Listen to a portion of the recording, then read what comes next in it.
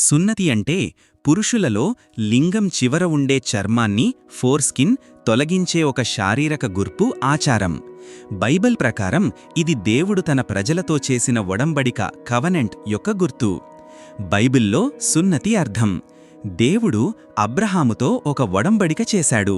ఆ ఒడంబడికకు గుర్తుగా ప్రతి పురుష శిశువు 8వ రోజు సున్నతి చెయ్యాలి అని చెప్పాడు. ఇది దేవునికి చెందిన ప్రజలు అనే గుర్తుగా భావించబడింది.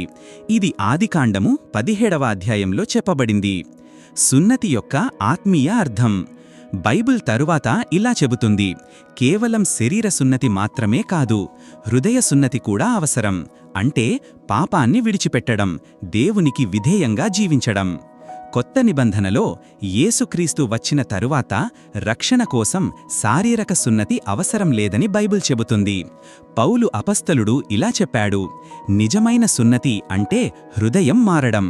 ఇది రోమీయులకు 2:29లో చెప్పబడింది. సంక్షిప్తంగా సున్నతి అంటే పాత నిబంధనలో దేవునితో చేసిన ఒడంబడికకు గుర్తు.